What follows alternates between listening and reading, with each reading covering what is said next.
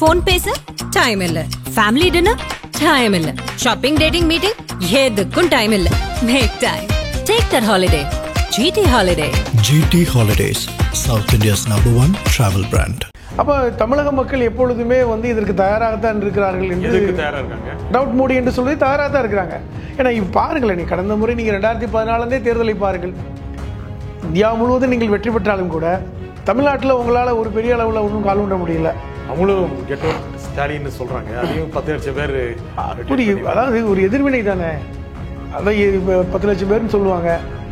அவங்களுக்கும் IT wing ரொம்ப ஸ்ட்ராங்காக தான் இருக்குது. உடனே நீங்கள் சொல்லிடாதீங்க இந்த 27 லட்சம் பேர் ஐடி விங்கான்னு. மொத்தத்தில் வந்து அதில் கூட வந்து அவர்கள் பீட் பண்ண முடியலன்ற இவ்வளோ பெரிய strong IT wing வச்சுருக்கீங்கள.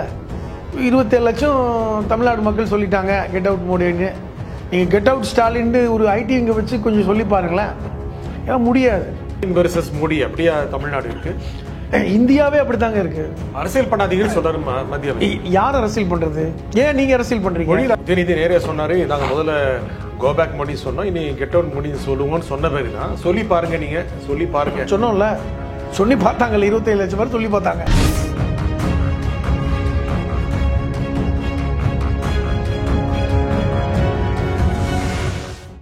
Again, Tamil has the highest viewership in India, USA, UK, Dubai, UAE, Saudi, Malaysia, Singapore, Norway, Sweden, Switzerland and Denmark. Join us and take your business to the world. வணக்கம் நண்பர்களே. Get out போட்டியே, இதில் யாருக்கு லாபம்? பாஜகவுக்கா திமுகவுக்கா? இதை பற்றி பேசுவதற்காக மனிதநேய மக்கள் கட்சியின் அமைப்பு செயலாளரும் எழுத்தாளருமான திரு புதுமடம் ஹலீம் இங்கு வந்திருக்கிறார். வணக்கம் திரு புதுமடம் ஹலீம். வணக்கம். இந்த கெட் அவுட் போட்டி, get out Modi, get out Stalin, ஏன் இந்த போட்டி? எதுக்காக இந்த அரசியல் போட்டி? எப்பொழுதுமே வந்து பாஜகவோடு திமுக எதிர்ப்பு நிலையில் தான் இருக்கிறது என்பதை மீண்டும் மீண்டும் மக்களுக்கு சொல்ல வேண்டிய கட்டாயம் இருக்கிறது. காரணம், திமுக வந்து பாஜகவோடு நெருங்கி விட்டது, மறைமுகமாக நெருக்கமாக இருக்கிறார்கள் என்கிற குற்றச்சாட்டெல்லாம் அதிமுக போன்ற கட்சிகள் வைப்பதை நம்ம பார்க்குறோம். அப்போ தொடர்ச்சியாக பாஜகவோடு நாங்கள் வந்து அந்த எதிர்ப்பை பலப்படுத்திக்கிட்டு தான் இருக்கோம். எங்களுக்கு தமிழ்நாட்டுக்கு எந்த நிதியும் கொடுக்காதவர்களை நாங்கள் நோக்கி நாங்கள் அவர்களுக்கான ஆதரவு நிலையில் இருந்தால் அவர்கள் எந்த மாதிரியான எங்களுக்கு அனுசரணையாக இருந்திருப்பார்கள். அப்போ நாங்கள் எதிர்ப்பை காமிச்சிக்கிட்டே இருக்கோம் அப்படிங்கிற ஒரு விதமான அரசியல் நிலைப்பாடு தான் இது ஒன்று. ரெண்டாவது, இப்போ சொன்னீங்க கெட் அவுட் போட்டியான்னு. இதுவரை கெட் அவுட் போட்டியில் மோடி இங்கு தொற்று போய் கொண்டு தான் இருக்கிறார். ஏன் சொல்லணும் கெட் அவுட் மோடின்னு? ஏன் சொல்லணும்? முதல்ல கோ பேக் மோடின்னு சொன்னாங்க, அப்புறம் ஆட்சிக்கு வந்தாங்க, கை கொடுக்குனாங்க, ஒரே மேடையை பகிர்ந்து இதை வந்து ஆரம்பித்து வைத்தவர் நம்மளை தான். இந்த கோபேக் மோடிங்கிற ஒரு இது வந்து இது திமுக எதிர்கட்சியாக இருந்த பொழுது எப்பொழுதெல்லாம் மோடி இங்கே வருகின்றாரோ கோபேக் மோடிங்கிற விஷயம் பார்த்திங்கன்னா ட்ரெண்டிங்காக இருந்தது. அந்த காலகட்டத்தில் மீண்டும் இப்போ திமுக ஆட்சிக்கு வந்ததுக்கப்புறம் கோபேக் மோடி என்று சொல்ல முடியாத இடத்தில் திமுக இருப்பதற்கு காரணம், அவர்கள் ஆட்சியில் இருக்கிறார்கள். ஒரு முதலமைச்சராக ஒரு பிரதமரை அப்படி சொல்ல முடியாது. அதன் அடிப்படையில் தான் அவங்க சொல்லாமல் இருக்காங்க. அப்போ இந்த காலகட்டத்தில் தான் அண்ணாமலை நீங்கள் வந்து கோபேக் சொல்லி இப்போ கெட் அவுட் சொல்ல முடியுமாங்கிற சவாலை விட்டார். அது அவருக்கே வந்து பூமராங் மாதிரி இன்னைக்கு வந்து ஒரு கிட்டத்தட்ட சொல்லி பாருங்க அப்படின்னாரு. சொல்லி பாருங்கன்னாரு. இன்னைக்கு 27 லட்சம் பேர் சொல்லியிருக்காங்க. இன்னும் எத்தனை லட்சம் கூடுதுன்னு தெரியாது. அப்போ தமிழக மக்கள் எப்பொழுதுமே வந்து இதற்கு தயாராகத்தான் இருக்கிறார்கள் என்று டவுட் மோடி என்று சொல்லி தயாராக தான் இருக்கிறாங்க. ஏன்னா இப்போ பாருங்களேன், நீ கடந்த முறை நீங்கள் 2014 தேர்தலை பாருங்கள். இந்தியா முழுவதும் நீங்கள் வெற்றி பெற்றாலும் கூட தமிழ்நாட்டில் உங்களால் ஒரு பெரிய அளவில் ஒன்றும் கால் ஊன்ற முடியல. ஒன்று நீங்கள் அதிமுகவோடு சேர்ந்தால்தான் சட்டமன்றத்தில் ஒரு 4 இடமாவது கிடைச்சது. இப்போ அதிமுக இல்லை என்றால் உங்களுக்கு ஒரு இடமும் கிடைக்காது என்பது தான் நிதர்சனமான உண்மை. அப்போ தமிழக மக்கள் உங்களுக்கு தொடர்ச்சியாக கெட் அவுட் சொல்லிக்கொண்டே இருக்கிறார்கள். இதை வந்து ஸ்டாலின் அவர்களோ உதயநிதி தான் சொல்லணும்னு அவசியம் இல்லை, தமிழக மக்களே சொல்லிகிட்டு இருக்காங்க. அப்போ இப்போ அண்ணாமலை கேட்டதுனால இப்போ திருப்பி 27 லட்சம் பேர் கெட் அவுட் சொல்லிட்டு சமூக வலைத்தளங்களில் சொல்கிறாங்க. அடிப்படையில் என்னவென்றால் இங்கு பாஜகவிற்கு கெட் அவுட் தான், அது அண்ணாமலை புரிந்து கொள்ள வேண்டும் என்று தான் உதயநிதி போன்றவர்கள் பேசுவதை நம்ம பார்க்குறோம். அவங்களும் கெட் அவுட் ஸ்டாலின்னு சொல்கிறாங்க. அதையும் 10 லட்சம் பேர் அதாவது ஒரு எதிர்வினை தானே. அதான் 10 லட்சம் பேர்னு சொல்லுவாங்க. அவங்களுக்கும் ஐடி விங் ரொம்ப ஸ்ட்ராங்காக தான் இருக்குது. உடனே நீங்கள் சொல்லிடாதீங்க இந்த 27 லட்சம் பேர் ஐடி விங்கான்னு. மொத்தத்தில் வந்து அதில் கூட வந்து அவர்கள் பீட் பண்ண முடியலன்ற இவ்வளோ பெரிய ஸ்ட்ராங் ஐடி விங் வச்சுருக்கீங்கள. 27 லட்சம் தமிழ்நாடு மக்கள் சொல்லிட்டாங்க கெட் அவுட் மோடின்னு. நீங்கள் கெட் அவுட் ஸ்டாலின்னு ஒரு ஐடி விங்கை வச்சு கொஞ்சம் சொல்லி பாருங்களேன். ஏன்னா முடியாது. இப்போ அந்த அளவிற்கு இங்கு பாஜக எதிர்ப்பு என்பது மிக பலமாக இருக்கிறது என்பதை நீங்கள் ஒத்துக்கிறீங்களா? அதான் நான் உங்களுக்கு ஸ்டாலின் வெர்சஸ் மோடி அப்படியா தமிழ்நாடு இருக்கு? இந்தியாவே அப்படித்தாங்க இருக்கு. இந்தியாவே ஸ்டாலின் வெர்சஸ் மோடி தான் இருக்கு. இப்போ இன்னைக்கு இந்தியா கூட்டணி எங்கே பலமாக இருக்குது? தமிழ்நாட்டில் தான் பலமாக இருக்குது. டெல்லியில் பலமாக இல்லை. டெல்லியில் வந்து சேர்ந்துருந்தாங்க, பிரிஞ்சிருந்தாங்க, தோற்று போனாங்க. மேற்கு வங்காளத்தில் நான் தான் இந்தியா கூட்டணி தலைவர்னு சொல்லி அங்கே ஒரு இதாக இல்லை. உத்தரப்பிரதேசத்தில் ஓரளவுக்கு இருந்தாங்க. சட்டமன்றத்தில் இல்லைனா கூட பாராளுமன்றத்தில் ஓரளவுக்கு வெற்றியும் பெற்றாங்க சில இடங்களில். ஆனால் ஒட்டுமொத்தமாக நீங்கள் இந்தியாவை பார்த்தால் தமிழ்நாட்டில் தான் இந்தியா கூட்டணி ஸ்ட்ராங்காக இருக்குது. ஏன்னா எல்லா கட்சிகளும், இந்தியா கூட்டணியில் இருக்கின்ற எல்லா கட்சிகளும் ஒற்றுமையாக இருப்பது தமிழ்நாட்டில் தான். அது காங்கிரஸாக இருக்கட்டும், கம்யூனிஸ்டுகளாக இருக்கட்டும், அல்லது மற்ற கட்சிகளாக இருக்கட்டும், எங்களை போன்ற கட்சிகளாக இருக்கட்டும், எல்லோருமே இங்கே ஒற்றுமையாக இருக்கிறோம். என்ன காரணம் என்றால் மோடி எதிர்ப்பில் தமிழ்நாடு ஒற்றுமையாக இருக்கிறது. இந்தியா கூட்டணி எங்கே இருக்குது? இல்லை, இந்தியா கூட்டணிங்கிறது ஒரு கான்செப்ட் தாங்க. இப்போது இந்திரா காந்தி அவர்கள் எமர்ஜென்சி அறிவித்த காலகட்டத்தில் ஜனதா கட்சிங்கிற ஒரு கட்சி இருந்ததா? கிடையவே கிடையாது. அந்த காலகட்டத்தில் இந்திரா காந்தி எதிர்ப்பதற்காக ஒன்று கூடியவர்கள் தான் ஜனதா கட்சியினர். அது வரைக்கும் ஜனதா கட்சின்னு ஒரு கட்சியே கிடையாது. ராஜி தேசாய் தலைமையில் எல்லா கட்சியும் ஒன்றா சேர்ந்தாங்க. அதில் பாரதிய ஜனசங்கமும் ஒன்றா சேர்ந்தது. பல்வேறு எதிர்ப்பு நிலையில் இருப்பவர்கள் ஒன்றா சேர்ந்தாங்க, வீழ்த்தினாங்க. அதுதான். அப்போ இந்தியா கூட்டணி என்பது ஒரு கான்செப்ட். பாஜகவை வீழ்த்த இருக்கின்ற ஒரு இடம், அவ்வளோதான். அது தேர்தல் சமயத்தில் தான் இருக்கணும். இது வருடம் முழுவதும் அது இருக்க வேண்டிய அவசியம் இல்லை. ஆனால் இந்தியாவில் வருடம் முழுவதும் இந்தியா கூட்டணி சிறப்பாக செயல்படுவது தமிழ்நாட்டிலேன்னு சொல்ல வரேன். அது எந்த இடத்துலையும் வந்து கான்செப்ட் உடையலை. ஹிந்தி அல்லது மும்மொழி, அங்கே மும்மொழி ஹிந்தி திணிக்கவில்லைன்னு நேரடியாக சொல்கிறாங்க. ஹிந்தியை திணிக்கலை அப்படின்னு யார் சொல்கிறது? மத்திய அரசு இல்லையே, மத்திய அமைச்சர் அப்படி சொல்லலையே. மத்திய அமைச்சர் இந்த மும்மொழி கொள்கையை ஏற்றுக்கொண்டால் மட்டும்தான் ஃபண்டேன்னு கொடுக்கணுன்றாங்க. ஹிந்தியை ஏற்றுக்குங்கன்னு சொல்ல, மூன்றாவது மொழி ஏற்றுக்குங்க. ஏன்னா ஹிந்தின்னு சொன்னாதான் ஹிந்தி ஏற்றுக்குன்னு அர்த்தமா? என்ன சொல்ல வராங்க? பிஎம் ஸ்ரீ அந்த திட்டத்தை ஏற்றுக்கொண்டால், புதிய கல்விக் கொள்கையை திட்டத்தை ஏற்றுக்கொண்டால் மட்டும்தான் உங்களுக்கு வந்து இந்த ஆரம்ப கல்விக்கான ஃபண்டை, அது வேற இது வேற சிஸ்டம், அது வேற திட்டம், இது வேற திட்டம். சொல்ல போனால் 2018 கொண்டு வரப்பட்ட திட்டம் தான் அது, எல்லோருக்கும் கல்வி. அதில் வந்து ஒன்றிய அரசு 60 விழுக்காடு பங்களிப்பும், மாநில அரசாங்கம் 40 விழுக்காடு பங்களிப்பும் கொடுக்குறாங்க. 2018 நம்ம வாங்கிட்டு இருக்கோம். இந்த வருடம் அதனுடைய 60 விழுக்காடு பங்களிப்பு என்பது 2150 கோடி. அதை கொடுக்க மாட்டேன்றாங்க. அது வேற திட்டம். இந்த பிஎம் ஸ்ரீ சொல்லக்கூடிய இந்த மும்மொழி கொள்கை, இந்த புதிய கல்விக் கொள்கைங்கிறது வேற. அதில் கையெழுத்திட வேண்டிய கட்டாயம் இல்லையே. நான் என்ன கேட்குறேன், இந்த புதிய கல்விக் கொள்கை திட்டத்தில் நீங்கள் குஜராத்துக்கு ஃபண்டு கொடுத்துருக்கீங்கல்ல. இப்போ இந்த திட்டத்தில் அந்த குஜராத்தோ இல்லது உத்தரப்பிரதேசமோ இந்த புதிய கல்விக் கொள்கை திட்டத்தில் கையெழுத்திட்டுருக்காங்களான்னு கேட்குறேன் நான். இன்ன வரைக்கும் கையெழுத்திடல. அப்போ எப்படி அவங்களுக்கு ஃபண்டு கொடுக்குறீங்க? அப்போ அது ஏற்கனவே வந்து இந்த புதிய கல்விக் கொள்கை திட்டத்தை கொண்டு வந்தபோது என்ன சொன்னாங்கன்னா, விருப்பப்படுகின்ற மாநிலங்கள் பயன்பட்டுக் கொள்ளலாம் தான் சொன்னாங்க. இப்போ ஏன் நீங்கள் நெருக்கடி கொடுக்குறீங்க? அதுதான் முக்கியமானது. அந்த நெருக்கடி கொடுப்பதற்கு காரணம் என்ன? திருப்பி ஹிந்தி தான். இப்போ நீங்கள் உங்களுக்கு சொல்கிறேன், இன்றைக்கி தமிழ்நாட்டில் நீங்கள் ஹிந்தி திணிக்கலைன்னு சொல்லுவீங்க, ஹிந்தி கற்றுக்கிறதுல என்ன தப்புன்னு சொல்லுவீங்க. நான் ஹிந்தி கற்றுக்கொள்வதில் எந்த தவறு இல்லைன்னு சொல்லக்கூடியவன் தான். எந்த மொழி வேணாலும் கற்றுக்கலாம். ஹிந்தி கற்றுக்கொள்வதற்காகத்தான் டி நகரில் ஹிந்தி பிரச்சார சபாவே இருக்குது 1918 அதை யாரும் மூட சொல்லவே இல்லை. பள்ளிக்கூடங்களில் ஹிந்தி படிக்கின்ற வகுப்புகளுக்கு யாரும் போக வேணான்னு சொல்லலை. அது ஒரு பக்கம். இரண்டாவது, ஹிந்தியை எப்படி திணிக்கிறீங்க நீங்கள்? இப்போது இன்றைக்கி பாருங்களேன், தமிழ்நாட்டுடைய கிராமங்களுக்கு போங்க, அங்கே இருக்கின்ற வங்கிகளில் தமிழே தெரியாத ஹிந்திக்காரங்களை கொண்டாந்து இன்றைக்கி வேலைக்கு வச்சுருக்கீங்க. குக்கிராமங்களில் ஹிந்தி மட்டுமே பேசக்கூடிய ஊழியர்கள் இன்றைக்கி வங்கிகளில் இருக்காங்க. ரயில்வேக்கு போங்க, எந்த ஒரு கிளைக்கும் போங்க, அங்கே ஹிந்தி பேசக்கூடியவங்க தான் டிக்கெட் கவுண்டரில் உட்காந்துட்டு இருக்கான். இது எப்படி? இப்போ என்ன இது நுணுக்கமாக பார்க்கணுன்னா, நீங்கள் ஹிந்தி கற்றுக்கொண்டால்தான் இங்கெல்லாம் நீங்கள் வந்து சர்வே பண்ண முடியுங்கிற இடத்துக்கு நகர்த்துறீங்க. ஒன்று, வெறுமனே வந்து ஹிந்தி பேசுகின்றவர்கள் இங்கே வர்றாங்க வேலைக்கு, அவர்கள் இங்கே தமிழ் கற்றுக்கிட்டு இருக்காங்க இப்போது. ஏன்னா அவர்கள் பிழைக்கிறதுக்காக வர்றாங்க, அது இங்கே பிரச்சனை இல்லை. அல்லது இங்கே இருக்கின்ற மக்கள் வந்து அதை அவங்களோட பேசுவதற்கு ஹிந்தி கற்றுக்கொள்வதும் பிரச்சனை இல்லை. நாம் என்ன சொல்ல வரோம், திணிக்கிறது தான் தடுக்குன்னு சொல்கிறோம், அந்த கான்செப்ட் தான் தடுக்குன்னு சொல்கிறோம். ஏன்னா தமிழ்நாடு என்பது இருமொழி கொள்கையில் அப்படி ஊறிய மாநிலம், அதில் சாதித்த மாநிலம். அரசியல் பண்ணாதீங்கன்னு சொல்றாரு மத்திய அமைச்சர். யார் அரசியல் பண்ணுறது? ஏன் நீங்கள் அரசியல் பண்ணுறீங்க? மொழியில் அரசியல் பண்ணாதீங்க. என்ன கேட்குறேன், மொழியில் அரசியல் பண்ணலை, நீங்கள் அந்த நிதி ஏன் தடுக்கிறீங்க? இதுன்னு காரணம் காட்டி. அப்போ அது அரசியல் இல்லையா? இந்த பிஎம் ஸ்ரீ ஃபண்ட் நடைமுறை தானே, நடைமுறையே சொல்றாங்க. இது ஃபண்ட் நீங்க கையெழுத்து போட்டா தான் ஃபண்ட் கொடுப்பங்கிறது நடைமுறையா? அது மிரட்டல் இல்லையா? அதாவது இதுல கையெழுத்து போட்டா தான் அதுக்கு ஃபண்ட் கொடுப்பேன், அதுல கையெழுத்து போட்டா தான் இதுக்கு ஃபண்ட் கொடுப்பேன்னா அது வந்து நடைமுறையா? மிரட்டல் இல்லையா? இங்கே மிக்ஜாம் புயலிருந்து பல்வேறு புயல்களுக்கான நிதியை நம்ம கேட்டோம், ஒரு நிவாரணம் கேட்டோம். பக்கத்தில் இருக்கின்ற மாநிலம் ஆந்திரா தெலுங்கானாவுக்கு கொடுத்துருக்காங்க, நம்ம கொடுக்கல. எதுன்னு ஓர வஞ்சனை. இப்போ என்ன நிலைமைக்கு வர்றாங்க? முன்னாடியிலிருந்து ஆரம்பத்திலிருந்து தமிழ்நாடு இந்த இந்திய எதிர்ப்பு போராட்டத்தில் ஊறிய மாநிலம் தான். நம்ம சொல்லப்போனால் இந்தியாவிலே இந்தியை பலமாக எதிர்த்த மாநிலம் தமிழ்நாடு. ஆனால் அப்போதெல்லாம் சந்திக்காத பிரச்சனை இப்பொழுது என்ன வருகிறது என்றால், ஃபண்டு கொடுக்க மாட்டோம், நாங்கள் இனிமேல் ஒன்றிய அரசு பங்களிப்பு இருக்காது, நாங்கள் நீதியை நீங்களே பார்த்துக்கணும். அப்போ இதில் என்ன சொல்லுவாங்கல்ல, ஒரு வீடை காலி பண்ணணும்னா இந்த கரண்டை கட் பண்ணுவானுங்க, இந்த வாட்டரை கட் பண்ணுவாங்க.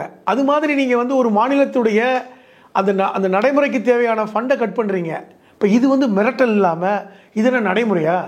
அப்போ இது வந்து ஒரு மோசமான நடைமுறை இல்லையா? அப்போ ஆனால் கிரவுண்டில் இன்றைக்கி பார்க்கும்போது தமிழ்நாட்டில் இந்தியா மும்மொழியா எல்லாத்தையும் மீறி இதை வைத்துக்கொண்டு நடைபெறுகின்ற அரசியல் சொல் போர். திரு உதயநிதி ஒன்று பேசுகிறாரு, உடனே அண்ணாமலை சவால் விடுறாரு, உதயநிதி மறுபடியும் சொல்கிறாரு அண்ணா சாலைக்கு வந்துட முடியுமான்னு. அன்பில் மகேஷ் பொய்யமொழி அவர் சொல்கிறாரு நான் வந்துட்டு நீங்கள் வர முடியாமன்னு. ஏன் இல்லை இந்த நேரடியாக இந்த அரசியலை இந்த அரசியலை அண்ணா சாலைக்கு நீங்கள் வரைய நான் வரட்டுமா அப்படின்னு ரொம்ப தர லெவல் இறங்கிட்டாங்க. யார் இறக்குனது இது? நீங்கள் பாருங்க, இது போன்ற வார்த்தைகளை பயன்படுத்தி அரசியல் செய்பவர்கள் 2 பேர், ஒன்று அண்ணாமலை, இன்னொன்று சீமான். 2 பேர் தான் அந்த மாதிரி பேசுகிறாங்க. இன்னைக்கு முதல்வரை ஒருமைப்படுத்தி பேசுவது யார்? அண்ணாமலை தானே. ஒரு பாஜகவுடைய மாநில தலைவர் ஒருமைப்படுத்தி பேசுகிறார், அறிவில்லைன்னு சொல்கிறார், முதல்வருக்கு அறிவில்லைன்றார், அவன் இவனுங்கிற வார்த்தையை பயன்படுத்துகிற அளவுக்கு போயிட்டார். இது எவ்வளோ மோசமான ஒரு செயல்பாடு. எந்த காலகட்டத்திலையும் எந்த மாநில முதல்வர்களையும் இப்படி யாராவது பேசியிருக்காங்களா? இந்த அரசியலை கொண்டு வந்தது யார்? இது வட இந்திய அரசியல், இதை கொண்டு வராங்க. அதற்கு வந்து அண்ணாமலை போன்ற வயதுடைய உதயநிதி பதில் சொல்கிறாரு, ஸ்டாலின் அவர்கள் பதில் கொடுக்க தயாராக இல்லை. இது வந்து ஒரு தரங்கட்ட அரசியல்ன்றார். இப்போ ஒத்தைக்கு வாங்குற அந்த வயசு, ஒரு வயசுனால இன்றைக்கி வந்து அவங்க பேசிக்கிற அளவுக்கு போகுது. இது ஏற்றுக்கொள்ள முடியாது. இந்த தரங்கட்ட அரசியலை இங்கு அறிமுகப்படுத்தியவர்கள் யார்? இதே அண்ணாமலை இபிஎஸ்ஸை பற்றி சொன்ன வார்த்தை என்ன வார்த்தையை பயன்படுத்தினார்? பேசினார்ல, ஒரு மோசமான வார்த்தையை பயன்படுத்தினார்ல. அதை நம்ம இப்போ கூட நம்ம சொல்கிறதுக்கு நாக்கூசுது. அப்போ இந்த வார்த்தையை வயதில் மூத்த ஒருத்தரை பார்த்து சொல்ல முடியுதுல்ல. அப்போ இது இந்த அரசியலை பூத்துவர்கள் யார்? அவரை ஒத்த சீமான் தான் அந்த அரசியலை பூத்துறார். அவன் இவன்ட்டு பேசுவது, ஒருமையில் பேசுவதை பழக்கப்படுத்துகிறார்கள். இது தமிழ்நாட்டு அரசியலில் எப்பவுமே நடக்கலை. இல்லை, உதயநிதி நேரே சொன்னார், நாங்கள் முதல்ல கோபேக் மோடி சொன்னோம், இனி கெட் அவுட் மோடி சொல்லுவோன்னு சொன்ன பிறகு தான் சொல்லி பாருங்க, நீங்கள் சொல்லி பாருங்க சொன்னோம்ல. சொல்லி பார்த்தாங்கல்ல, 27 லட்சம் பேர் சொல்லி பார்த்தாங்க. அவங்களும் திரும்ப சொல்லிட்டாங்கல்ல, சொல்லிட்டு போகிறாங்க. அது எதிர்வினை. நான் சொல்லிட்டேன்ல, நீங்கள் கேட்டீங்க, நான் சொல்லிட்டேன். அதுக்கு பதிலாக நீங்களும் சொன்னால் அதுக்கு என்ன அர்த்தம்? 27 லட்சம் பேர் சொல்லிட்டோம். கிட்டத்தட்ட இருக்கின்ற 8 கோடி மக்களும் சொல்லுவாங்க கெட் அவுட் மோடின்னு. அதான் சொல்லிக்கிட்டு இருக்காங்க. கடந்த 2024 தேர்தலில் 40 இடங்களில் ஒரு இடத்தையாவது பாஜக கூட்டணி வெற்றி பெற முடிஞ்சதா? அப்போ அது வந்து கெட் அவுட் மோடி தானே. 40 தொகுதிகளில், பாண்டிச்சேரி உட்பட 40 தொகுதிகளில் கெட் அவுட் மோடி தான். அது நிரூபிக்கப்பட்டிருக்கிறது. நீ 2026 பாருங்க, பாஜக தனியாக நிற்க சொல்லுங்க, கூட்டணியை வச்சு நிற்க சொல்லுங்க, அப்பொழுதும் கெட் அவுட் மோடி தான். அப்பொழுது கெட் அவுட் அண்ணாமலை என்று சொல்வாருன்னு சொல்கிறேன். அதோட அண்ணாமலையோட சீன் முடிஞ்சிடும். 2026 அண்ணாமலையுடைய சகாப்தம் தமிழ்நாட்டில் முடிஞ்சிருதுங்க. எழுதி வேணா வச்சுக்கங்க, எழுதி வேணா வச்சுக்கோங்க. 2026 தமிழ்நாட்டில் அண்ணாமலையுடைய சகாப்தம் முடிந்தது. அவர் யாருன்னே தெரியாது. அதுக்கப்புறம் வரலாற்றில், தமிழ்நாட்டு வரலாற்று அரசியல் நீங்களும் படிச்சிருக்கீங்க, நானும் படிச்சிருக்கேன். கடந்த 50 ஆண்டுகள 60 ஆண்டுகள வரலாற்றை நம்ம பார்த்துக்கிட்டு இருக்கோம், உற்று பார்த்துக்கிட்டு இருக்கோம். எந்த அரசியலும் எந்த தலைவர்கள் எப்படி பேசுவாங்க, எப்படி கண்ணியம் கொடுத்து பேசுவாங்கன்னு நம்ம பார்த்துருக்கோம். இது போன்ற ஒரு அரசியல் தமிழ்நாட்டில் எடுபட்டதே கிடையாது. அது வேணா ஒரு பூமராங் மாதிரி வரும், அது ரொம்ப சீக்கிரம் நீர்த்து போயிடும். அதனால் இந்த ஒத்தை வா, இந்த தெருப்பக்கம் வா, இந்த வடிவேல் மாதிரி என் வீட்டு பக்கம் வா, என் வீட்டுக்கு வந்து பேசிக்கன்னு சொல்லுவாங்கள்ல, அதெல்லாம் வந்து காமெடியாக தான் தமிழக மக்கள் பார்ப்பாங்க. அதுதான் என்னோட கருத்து. அதோட கைரிச்சு அண்ணா சாலையில் தனியாக வர முடியுமா? அவர் மட்டும் என்னங்க தனியாக வர்றேன், நீ தனியாக, கோடிக்கணக்கான பேர் தனியாக தான் போகிறாங்க. அண்ணாமலை மட்டுமா தனியாக போவார்? எத்தனையோ பேர் போகிறாங்க. ஏன் வரட்டுமே, மற்றவங்க போது அண்ணாமலை அவர் தானே சொல்கிறாரு. இப்போ அவரே வருவாரான்னு கேட்குறாரு. அறிவாலயத்தில் போய் ஒரு செங்கலை உருவிடுன்றாரு. உருவு பாருங்க, அறிவாலயத்தில் இருக்கின்ற ஒவ்வொரு செங்கலையும் உருவுக வரை தான் பாஜக கடமை பொறுப்பு தொடரும். அதைத்தான் உதயநிதி சொல்றாரு. போய் ஒரு செங்கலை முதல்ல உருவுங்களேன்றாரு. இது உங்களுக்கு அசிங்கமா இல்லையா? ஒரு செங்கலை உருவி பாருங்களேன்றாரு. இது என்ன ஒரு ஐபிஎஸ்க்கு வந்த கேவலம்? ஒரு செங்கலை உருவி பாருங்கன்றாரு. நேரடியா செங்கல் உருவங்கிறது நேரவே அறிவாலயத்தில் செங்கல் உருவருங்கிறத திமுகவை தரைமட்டமாக்குவார் அப்படின்னு சொல்றாரு. என்னன்னு கோவம்னா, ஏன் செங்கலை பத்தி பேசுறாருன்னா, அந்த கடந்த தேர்தலில் வந்து இவர் போய் எய்ம்ஸ் கட்டளைன்னு சொல்லி ஒரு செங்கலை தூக்கிட்டு வந்தார்ல மதுரையில், அதிலிருந்து அண்ணாமலைக்கு ஒரு சின்ன ஒரு கோவம் இருந்துக்கிட்டே இருக்கு, செங்கலை தூக்கிட்டு வந்துட்டாருன்னு. அதனால தான் நான் வந்து அறிவாலயத்தில் செங்கலை உருகி விடுவேன் அப்படிங்கிற அந்த வார்த்தை வர்றதுக்கு காரணம் அதுதான். அப்போ அங்கே எய்ம்ஸ்லேருந்து ஒரு செங்கலை எடுத்துகிட்டு வந்துட்டாரு, நம்ம ஒட்டுமொத்தமாக அறிவாலயத்தில் செங்கலை உருகி விடுவோம் அப்படிங்கிற எல்லாம் வாய்ச்சவடாலுங்க. ஆனால் அரசியல் திமுக வர்சஸ் பிஜேபி மாறிடுச்சுல்ல, அதை மாற்ற நினைக்கிறாங்க. மாறிடுச்சு பாருங்களேன்.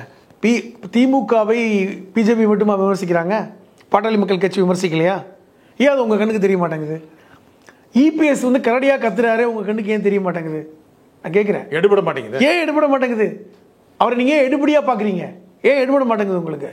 அப்போ பாஜகவை மட்டுமே நீங்கள் வந்து இப்போ வர்சஸ் அப்படிங்கிற மாதிரி பார்வையை ஏன் ஊடகவியலாளர் பார்க்குறீங்க? எல்லாரும் இல்லைங்க. ஊடக வெளிச்சம் என்ன trending? Go back get out Modi versus get out Stalin, அதான் இன்னைக்கு ட்ரெண்டிங். இப்போ இன்னைக்கு ட்ரெண்டிங்காக இருக்கும், நாளைக்கு வேற ஏதோ ட்ரெண்டிங்காக இருக்கும். நீங்க ட்ரெண்டிங் இந்த மாதிரி தொடர்ந்து சொல்றேன். அதாவது காய்த்த மரம் தான் கல்லடிப்படும். திமுக காய்த்த மரமாக இருக்குது, அது கல்லடிப்பட்டுக்கிட்டு இருக்கு. வேகமாக அண்ணாமலை கல்லை தூக்கி தூக்கி வீசிட்டு இருக்காரு. என்ன பிரச்சனைனா, அந்த கல் அவர் மேலே விழுகுது திருப்பி. அதுதான் பிரச்சனை. திருப்பி கல்லை எறிகிறாரு, அந்த கல் அவர் மேலே விழுகுது. வார்த்தைகளை வீசுறாரு, அந்த வார்த்தைகள் திருப்பி அவர் மேலே வருது. தமிழ்நாட்டில் அரசியல் இப்படி பண்ண முடியாதுங்க. தமிழ்நாட்டு அரசியல் அநாகரிகமான அரசியல் பேசுவது, அது எல்லாம் ரசிப்பாங்க, கைத்தட்டிட்டு போவாங்க, சிரிச்சுட்டு போவாங்க, கேலி பண்ணிட்டு போவாங்க. அவ்வளோதான். ஒரு என்டர்டெயின்மெண்ட்டாக வேணால் அவர் இருக்கலாமே ஒழிய, ஒரு என்டர்டெய்னராக இருக்கலாமே ஒழிய அரசியலில் லீடர் ஆக முடியாது. இருமொழி தான் தேவை அப்படின்னு திமுக மட்டும் பேசலை, நீங்கள் சொன்ன மாதிரி அண்ணா திமுக பேசுது. அநேகமாக பிஜேபி தவிர அனைத்து கட்சிகளுமே பேசுகின்றன. எல்லாருமே பிஜேபி மட்டும்தான் மும்மொழி இருந்தால் தனித்து விடப்பட்டிருக்கு. இல்லை, அது ஸ்ட்ராங்காக நிற்கிறாங்க. என்ன காரணம்னா, திமுக வருஷம் பிஜேபி ஏன் நிற்குது? இல்லை என்ன காரணம்னா, இந்த இருமொழி கொள்கையில் உறுதியாக இருந்தவர் அறிஞர் அண்ணா. பேரறிஞர் அண்ணா தமிழ்நாட்டில் இருமொழி கொள்கை தான் பிரகடனத்தை செய்தார். அதிமுக அதிலிருந்து வந்தவர்கள் தான், திமுக அதிலிருந்து வந்தவர்கள் தான். சொல்லப்போனால் காங்கிரஸ் அதை எதிர்த்தவர்கள், சொல்லப்போனால் அவர்கள் ஆட்சியில் இருக்கும்போது அவர்களுமே இன்னைக்கு அமைதியாக தமிழ்நாட்டில் மாநிலத்துக்கு மாநிலம் வித்தியாசப்படும், ஒட்டுமொத்தமாக பார்க்க முடியாது அப்படின்னு ஏற்றுக்கொண்டவர்கள். அப்போ எல்லா கட்சிகளுமே, இப்போ புதிதாக முளைத்த கட்சிகள் கூட, விஜய் கட்சி கூட, எல்லோருமே பெரியாரை குறியீடாக கொண்டவர்கள். எல்லோருமே அதை ஏன் இது பண்ணுறாங்கன்னா, பெரியாரிலிருந்து பார்த்தீங்கன்னா அந்த இருமொழி கொள்கையை தமிழ்நாடு ஏற்றுக்கொண்டிருக்கிறது. இருமொழி கொள்கையில் ஏற்றுக்கொண்டது மட்டுமல்ல, தமிழ்நாடு சாதித்திருக்கிறது கல்வியில். அதை நீங்கள் பார்க்கணும்.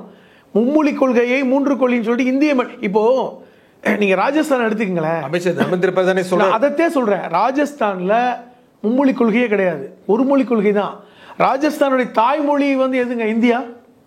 அங்கே இருக்கின்ற எல்லோரும் இந்தி தான் பேசுகிறாங்க. தாய்மொழி அழிந்து விட்டது ராஜஸ்தானில். அது மாதிரி தான் இப்போ குஜராத்லையும் நடந்துக்கிட்டு இருக்கு. குஜராத்தி அழிந்து போய் கொண்டிருக்கிறது, ஹிந்தி வளர்ந்துக்கிட்டு இருக்கு. இவர்கள் வந்து ஒவ்வொரு இடத்திலும் வந்து பார்த்தீங்கன்னா இந்தியை வளர்க்குறாங்க. தமிழ்நாட்டிலும் எல்லா தமிழர்களும் இந்தி மட்டுமே பேசட்டும் அப்படிங்கிற இடத்துக்கு நகர்த்துறாங்க. அது வந்து சாத்தியப்படலை. அதுதான் அவர்களுக்கு கோபமே. அந்த கோபத்தின் வெளிப்பாடு தான் வந்து தர்மேந்திர பிரதான் வந்து வெடிக்கிறார். ஃபண்டே கொடுக்க மாட்டேன், நீங்கள் மட்டும் கையெழுத்து போட மாட்டேன்றீங்கன்னு. நான் என்ன கேட்குறேன், மற்ற ஒரிசாவோ குஜராத்தோ எல்லாருமே கையெழுத்து போட்டாங்களா? எல்லா மாநிலங்களும் கையெழுத்து போட்டாங்களா முதல்ல? அப்போ தமிழ்நாடு மட்டும் ஏன் நீங்கள் இப்படி வஞ்சிக்கிறீங்க அப்படிங்கிற கேள்வி இருக்குதுல்ல. ஃபண்டை கொடுக்காம இருக்கிறது மூலமாக உங்களுடைய வக்கரம் புரியுதுல்ல. ஆனால் தேர்தலுக்கு முன்னால திமுகவா பாஜகவா அப்படிங்கிற விதமான ஒரு பேச்சு உருவாயிடுச்சு. இல்லை, திமுக வர்சஸ் பாஜக வரணுங்கிறது தான் அவங்க நோக்கம். அதுக்கான விஷயங்களை கொண்டு வந்துகிட்டே இருக்காங்க. அதுக்கு ஒரே வழி என்ன? அதிமுகவை நீர்த்து போக வைக்கணும், அதிமுகவை டம்மி ஆக்கணும், அவங்களுக்குள்ள வந்து ரெட்டலையை முடக்கணும், அவங்களுக்குள்ள சண்டை மூட்டி விடணும். அதிமுக ஒரு கட்சியே இல்லை, பிஜேபி தான் பெரிய கட்சிங்கிற மாதிரி ஒரு பிம்பத்தை கட்டமைக்கணும். ஆனால் நான் என்ன சொல்ல வரேன், நீங்கள் 2026 தனியாக நில்லுங்க, அதிமுகவை கூட ஓட்டு வாங்கி பாருங்களேன், 2வது பெரிய கட்சியாக காமிங்க, அப்பொழுது மக்கள் நம்புவாங்க. இதுக்கு வாய்ப்பே இல்லைன்றேன். நீங்கள் எப்படி நீங்கள் வந்து இந்த திட்டங்களை கொண்டு வந்தாலும், எப்படி நீங்கள் உங்கள் அரசியல் காட்சிகளை நீங்கள் முன்வைத்தாலும், எந்த விதமான நீங்கள் வகையில் நீங்கள் முன்னாடி வந்து நின்றாலும் தமிழக மக்கள் உங்களை ஏற்றுக்கொள்ள மாட்டார்கள் என்பது தான் நிதர்சனமான உண்மை. இந்த நிகழ்ச்சியில் உங்கள் கருத்தை கூறியமைக்காக திரு புதுமடம் ஹலீம் நன்றி நன்றி. மீண்டும் ஒரு நிகழ்ச்சியை சந்திப்போம். நன்றி, வணக்கம். போன் பேச டைம் இல்ல, ஃபேமிலி டின்னர் டைம் இல்ல, ஷாப்பிங் டேட்டிங் மீட்டிங் எதுக்கும் டைம் இல்ல. Make time. Take that holiday. GT Holiday. GT Holidays, South India's #1 travel brand.